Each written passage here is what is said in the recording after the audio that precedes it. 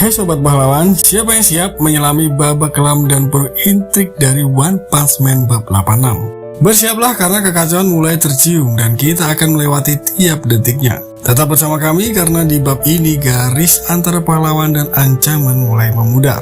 Suara alarm tak hanya membangunkan tapi juga memperingatkan bahwa Garou kini masuk level ancaman Dragon. Penasaran? Ayo kita masuk ke dalam markas Hero Association dan cermati langkah-langkah yang mulai terbentuk di balik layar.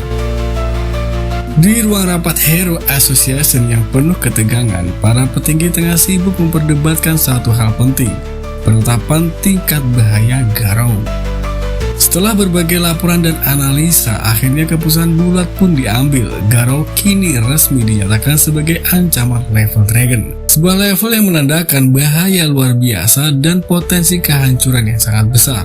Namun di tengah perdebatan muncul usulan yang cukup mengejutkan. Ada yang menyarankan untuk segera memanggil Blaze, pahlawan terkuat yang keberadaannya selama ini penuh misteri dan kabar angin. Usulan itu membawa harapan sekaligus kekhawatiran karena Blaze dikenal bertindak sendiri tanpa koordinasi dengan Hero Association. Menanggapi hal ini, Sid dengan tegas menyampaikan bahwa Blaze tidak bisa begitu saja diatur atau dipanggil sesuai keinginan organisasi. Blaze selama ini bertindak atas inisiatifnya sendiri, sebuah petunjuk bahwa kehadirannya nanti bisa menjadi titik balik yang menentukan dalam pertempuran yang semakin mendekat. Sid memberikan sinyal jelas bahwa meskipun Hero Association tidak bisa mengandalkan sepenuhnya, kehadiran Blaze mungkin akan menjadi faktor penentu antara harapan dan kehancuran.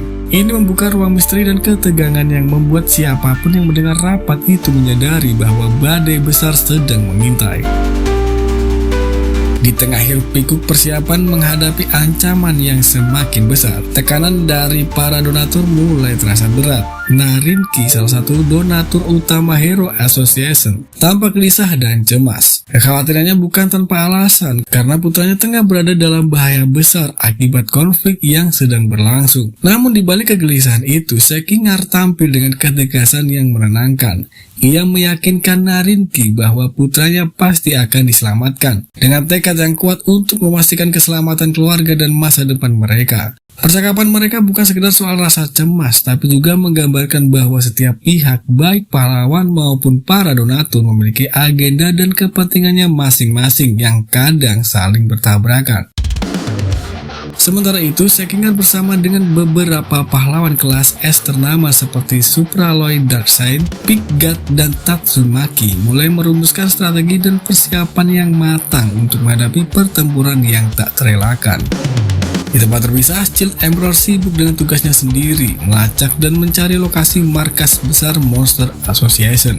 Semua bergerak dalam irama yang berbeda, tapi tujuan mereka satu, menghadapi badai yang semakin dekat dengan segala kemampuan yang mereka miliki.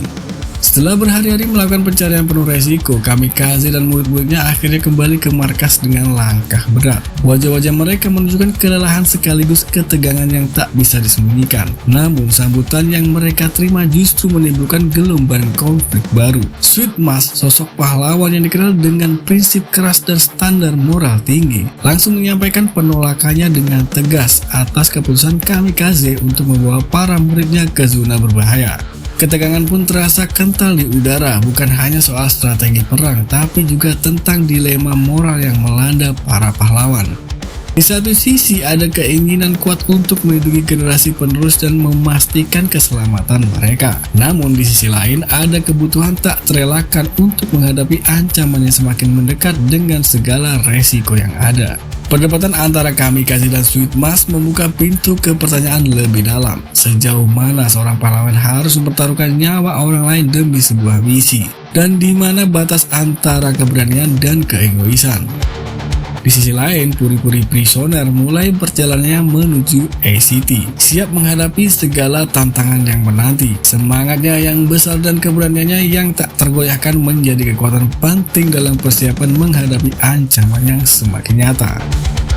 Sementara itu, Chief Emperor, si jenius muda penuh semangat, berusaha keras membujuk Bofoy agar mau bergabung dalam serangan yang akan datang.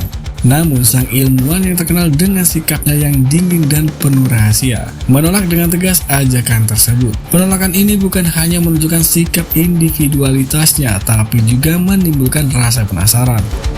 Bofoy dengan segala kecerdasan dan perangkat canggih yang dimilikinya menjadi sosok yang penuh misteri dan sulit ditebak. Sikapnya yang enggan terlibat secara langsung membuatnya menjadi elemen yang tak terduga dalam kisah yang sedang berjalan. Apakah keputusan Bofoy akan membawa dampak besar nanti? Lanjut di kisah, Fubuki mencoba membujuk Saitama dan teman-temannya untuk serius menghadapi ancaman. Namun semuanya sibuk dengan alasan masing-masing. Saitama, ia hanya ingin mencari Garou dan membeli kol. Komedi santai di tengah krisis ini membuat ketegangan terasa lebih manusiawi.